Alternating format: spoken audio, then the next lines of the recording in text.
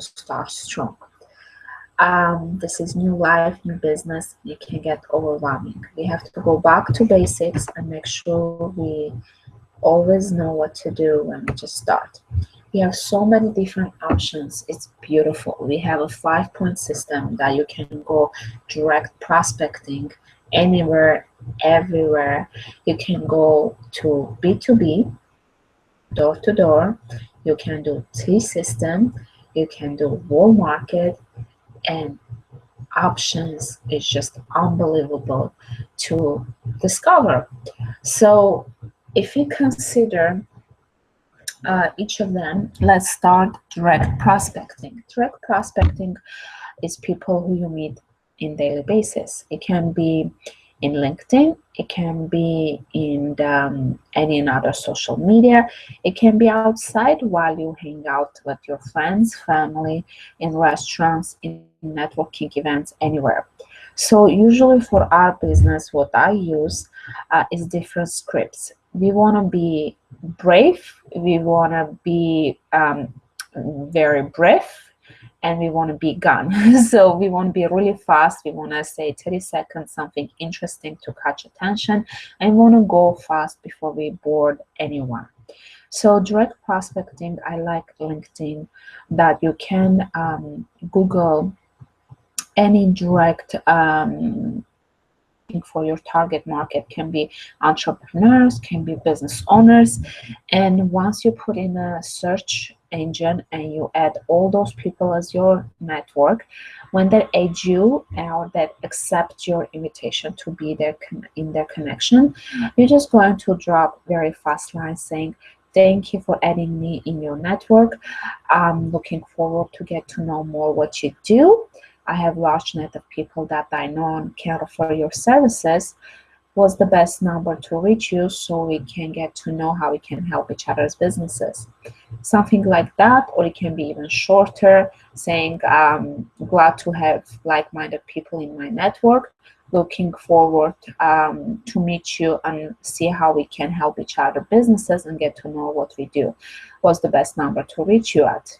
Obviously, you're going to mention their name so it doesn't look like spam or generic message. And you're going to say thank you and mention your name and phone number. Shorter it is, more likely they will pay attention. In a Facebook, it's always too nice to know what they do and relate actually what they do, and mention that you start working with the people in their industry and you would like to know their opinion or would love to show them what you do and see if they know anyone that you can help. Also in a Facebook, I like to target market whatever industry you like.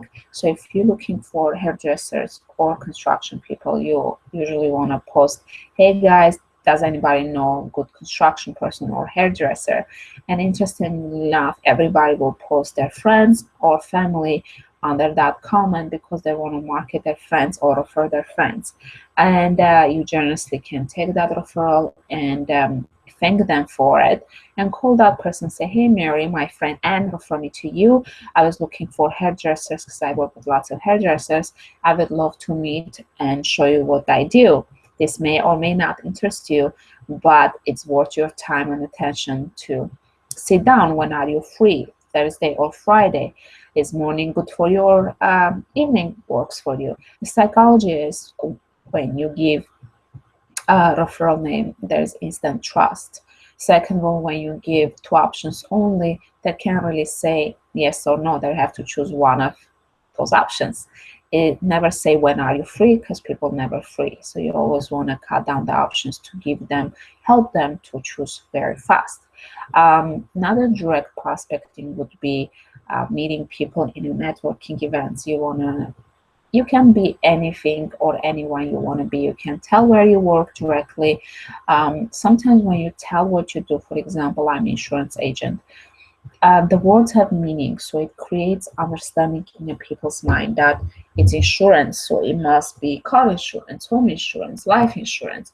So it doesn't give opportunity to describe what you really do and who you are. We don't want to hide where we work, but we also want to have opportunity to have a quiet moment to explain what we do and give person opportunity to learn if it's for them or not. So what I like to say, it's really irrelevant. Some people say we are onion experts, and they're like, what you mean? And we say be undercover layers to find the real personality or whatever it is. Sometimes I say find people their dream career, or I remind people their dreams. Or sometimes depends who's asking. You have to know which industry there are. So when you go in, you smile, and if they make eye contact and smile, obviously you smile back and there's a connection. They say hi, and you compliment if you can in their tire or any interesting things that they have in them. And then obviously when you compliment, you look, oh, you look sharp, what you do. It gives them opportunity to talk, because people love talking. They don't really care what you have to say. Unfortunately, we are little selfish creatures, so we love talking about ourselves. So in that case, you're going to listen what they do. So let's say there's a real estate agent. Amazing. I work with lots of real estate agents. I would love to get to know how you do it and what you do it, because I can help with lots of things that you guys do. Actually, in that case, it's more likely when you make a call, you say, hey, are you still in the real estate business? Yes. Okay, perfect. I start working with lots of real estate agents. I've been able to help them with the lots of issues they're facing. I would love to show you something. I know you're going to love it. When are you free? Thursday or Friday? And then boom. And if they say, what is it? I'm glad you asked. It's actually visual. It takes 10 minutes of your time. I don't want to waste your time on the phone. It's hard to describe. It's something to do to get your emergency money. So this is just a script to say. In a person, when you meet them and say, oh, you look beautiful, or you look sharp, you look colorful, how do you like event, or what you do? And then they'll be like, okay, I have my own business. I'm marketing this. Oh, okay, that's interesting. You know what? I don't want to take too much time. After a couple minutes of talking with them, say, I don't want to take too much of your time. I want you to still, network and meet other people, other professionals. Let me text you my number, because I always lose the cards and I like to describe who's the person in my phone. So you look down and say, is it 416 or 647? And you write their phone number, and once you get their phone number, you actually text them and say, did you reach my text? Did you get my text? In a text message, you say, this is Sona. Hi. Let's say their name is Anne. You say, can you spell me your name please again? A-N-N-A-A. Oh, hi Anne, this is Sona. And then you send a text, and that way you collect 10-20 phone numbers that evening. And obviously right after 24 hours to 36 hours, before they forget your name, if you want to use WhatsApp, which has your picture, it helps people to remember who you are, so it's not an awkward situation. They don't know who you are. You always say, hey, it was a pleasure meeting you in this event, and you mentioned the event name. Looking forward to learn more what you do. When are you free? Grab a coffee. I would love to show you what I do also. So in case we can refer each other clients or help each other's businesses, I would love to do that for you. And that way you're not going with the belief that I want to trick them to go for coffee, and then I'm going to trick them to do presentation or sell them something. You don't want to do that. So you want to mention that you're actually going to show them what you do. So they're going to show what they're doing, you're going to show them what you do. It's not a conflict of interest. If you can help them or connect them with other professionals to help their business, I would love you to do that, because helping somebody else doesn't make your business to be any less.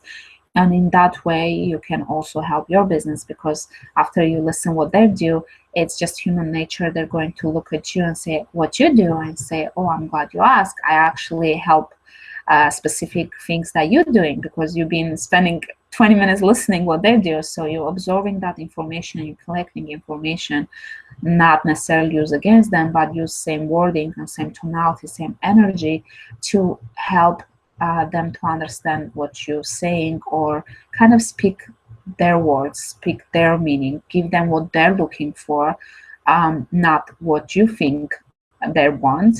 Actually listen what they want and what they're looking for, what they're missing, or how they're helping people, because people want to know what is there for them, how you can help them, how is it related to them, nothing about you. So we can be selfish. And when you're talking, try to avoid statements, make questions. So for example, if you want to sell something, you always ask, in my view, my product is emergency money. So when I look entrepreneurs, I say, hey, it's not true that you use all your body to work, like you're a money making machine. It's not true you are all day out and being so active. Look at you networking, using your body, feet, hands, and everything.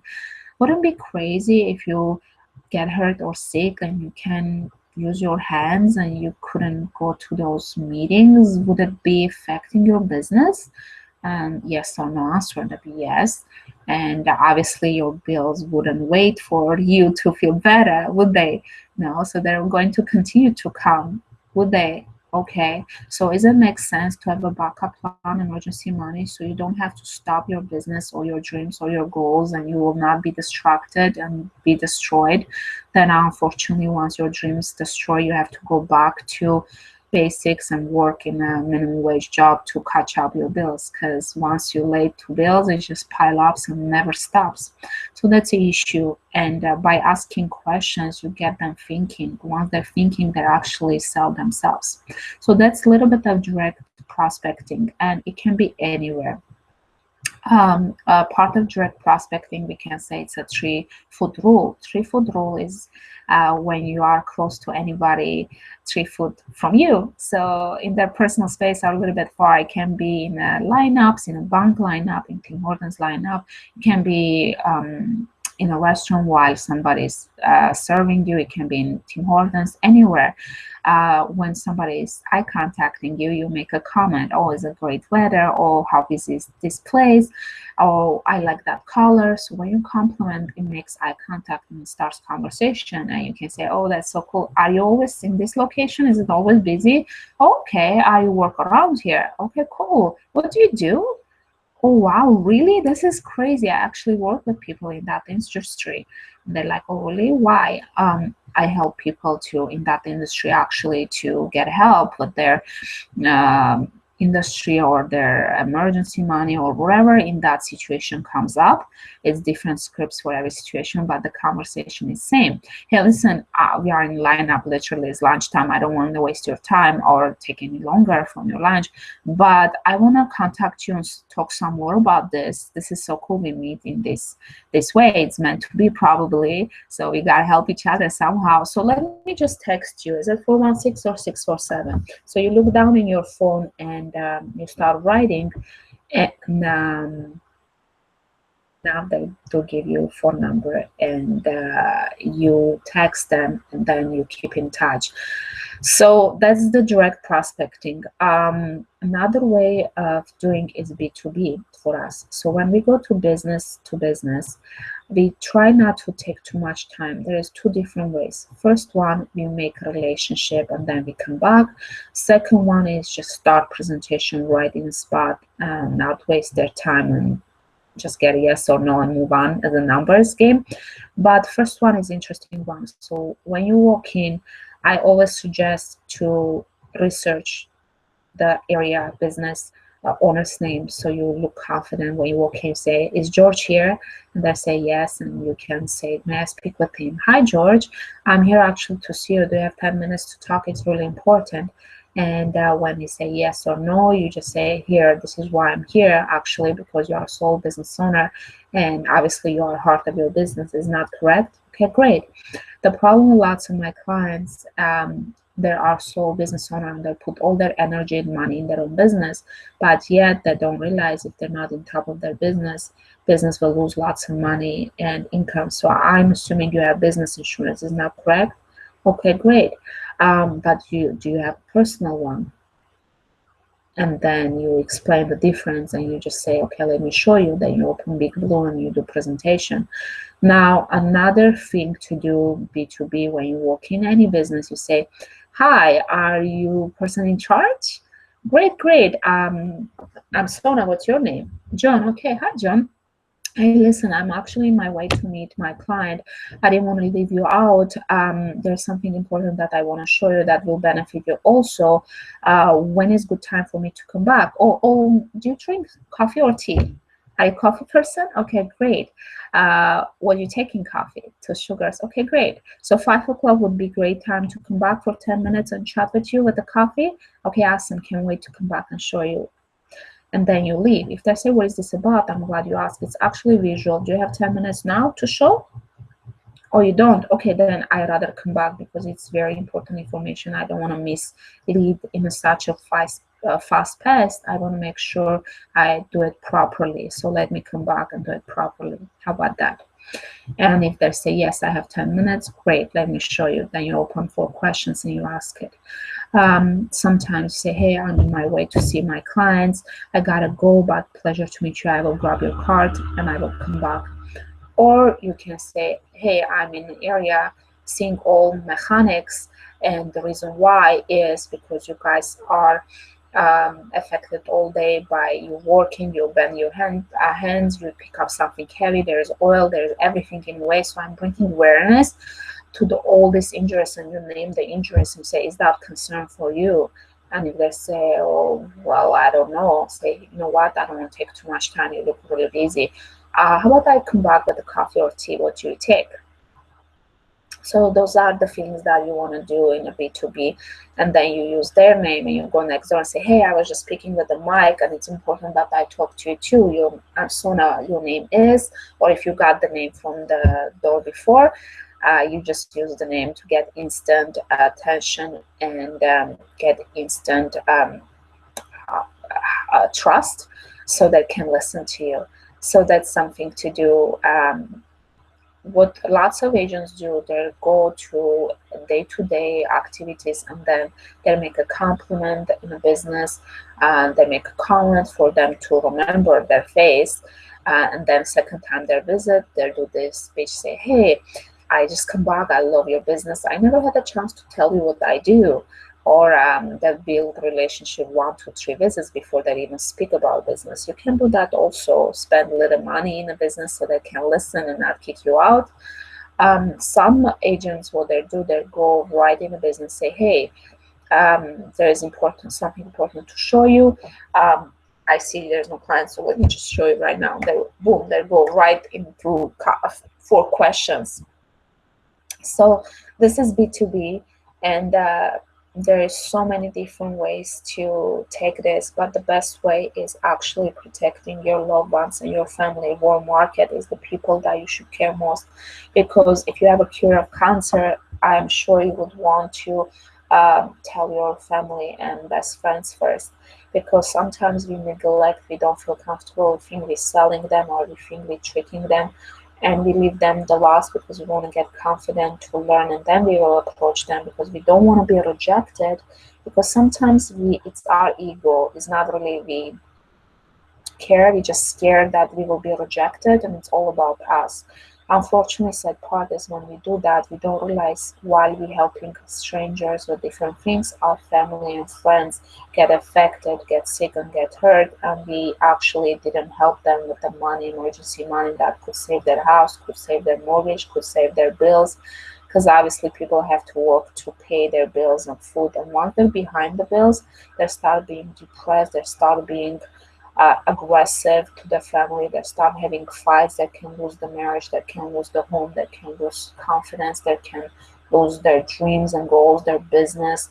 So all we can do, we can give them awareness and information. If they don't want to use it, at least you have a peace of mind that you give people information about finance, because ignorance is not a solution. More people should know their options. What is their options? Because people are so busy, they don't have the time to reach out for information. They're not going to go banks and sit hours after hours and ask all those questions. They don't even know what questions to ask because they don't know anything. They just close their eyes and they go work, or they work in their business and they never think about backup plan or B plan, or they don't think anything can happen. Everybody thinks they are made of metal, and we play Russian roulette with our life. You never think anything will happen to us, and usually it happens and it's too late.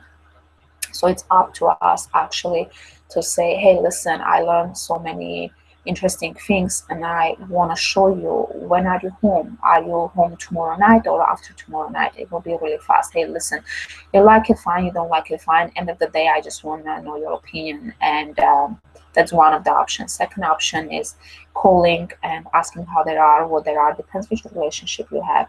And you ask if they're free first, Thursday or Friday, and they say, oh, I'm free on Thursday. Okay, amazing. You know what? I can't wait to show you something. Are you going to love it? Okay, depends the time of the day. I'm going to grab one of my friends with me. I hope you don't mind. And then I say, what is this? What is it about? I say, I'm glad you asked. Actually, it's some great information that lots of people don't know about it. And I want to show you. You may know some people that it will really help. And I'm actually obviously respect your opinion. Want to know your opinion. So I will see you Thursday. You told me you're free. Yes. Okay. Cool. Do you want coffee, tea, anything? So you just book appointment and you show up with your trainer, and all you can do give them information and care for them, authentically care for your family and friends. And if they say no, the no is never about you. You never go to a restaurant and the waitress say, would you like coffee? And you say no, and you don't see them crying and feeling bad and depressed and then quitting. They've never said no to a waitress, they just said no to product, the coffee. And if the waitress was smart and keep asking and say, oh, would you like decaf or would you like juice? Then she would get better answer. Uh, you have to know more about people and you have to know how to help them, not necessarily give them limited option and make it about yourself and get rejected and cry that it doesn't work or it's a bad thing to help people. So I believe warm market is the only way to go in the beginning because you want to care about your family and friends. But you always can balance it with all different streams because you don't want to concentrate in a one-sided business because it always dries off. So you want to always work on a warm market, cold market, direct prospecting, B2B, door-to-door, all those stuff you want to learn. And you want to master getting referrals. Referrals are usually, let me show you what I do. If you know somebody that I can help, I would love to help. Then once you finish presentation, there's so the value, say, who do you know and care about that would love to have emergency money or would love have this knowledge? No pressure. The worst case scenario, we can just stay friends, and you realize I didn't pressure you or anything, so I didn't twist your hand or force you to buy anything. I just give you information. Information is power and knowledge. That's all I want to do. And more information I share, more knowledgeable I get, and it will help me to learn more. So today I'm just here to get 5 names from you. So who's the closest person? And you look down, and you're silent till they talk. Whoever talks first, last. That's a basic rule. Whoever talks first loses. So you always ask questions, you don't make statement. Whoever talks first loses. So today was a big session. I hope you're not overwhelmed. We learn a little bit things in a LinkedIn and Facebook, in a networking event, direct prospecting in Tim Hortons or anywhere. We learn a little bit about B2B and we learn about direct prospecting. I hope it helped. It's just my opinion, so you don't really have to consider. You can learn from everyone and you can finally design your own opinion. But those methods actually work, so I'm hoping you will use the ones that work till you design what works for you. And looking forward to next session where I can actually show you my way of doing presentation and how I close. And another session would be about paperwork and help you to figure out different products and how to fill out paperwork. And hoping to do one more session about objection handling. So step at a time. The most important thing you gotta do to master booking appointments, getting names. So step 1, cool. Pick up your phone and write 25 numbers and names. No judging. You can judge who needs it, who not. You'll be surprised, even if that person doesn't need it. But after you share information, they may show you or direct you or refer you the person that would need you the most and will be your biggest client. So that 25 people that you will write the names will be your top 25 list. And how you're going to qualify them? Obviously, when they have lots of problems, we can help them most. So usually you want to choose people between 25 to 45 or a little bit older. You want to choose people who work, not in welfare, not in social assistance, not in disability, people who work, not people who live in their parents' basement, hopefully, and no discrimination against them, but you can really help them. You can give them job if they're willing to take, but you can really help them. So they have to have a job, they have to have income. Ideal, that's could qualify them, but people who have kids, people who have house, people who have lots of debts, or lots of insurances will be perfect too, because you can qualify and maybe switch some or help them to make the right decisions. So once you write those down, you're going to call them and use one of those scripts that I told you earlier. You have to see which one works best for you. Okay?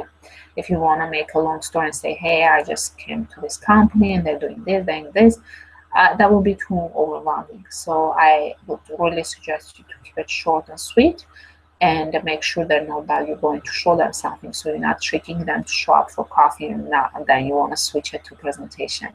After you do that and you make calls and make all those appointments, whatever the appointments are booked, I suggest to make 10 to 20 appointments first week to be really successful. Whatever spots left, you can do networking event, B2Bs, T-System, lead cards, everything. So you can fill it up your week. First 2 weeks is very important to fill it out, because stronger you start, better you go, more you learn while you have training and training managers with you. You want to try to get as much as you can from them. You want to book their time so they don't have time for anybody else. And once you do successful 2-3 weeks, then you will see so much from other managers that you will go by yourself and be so successful. Fair enough. So see you in next video. Bye.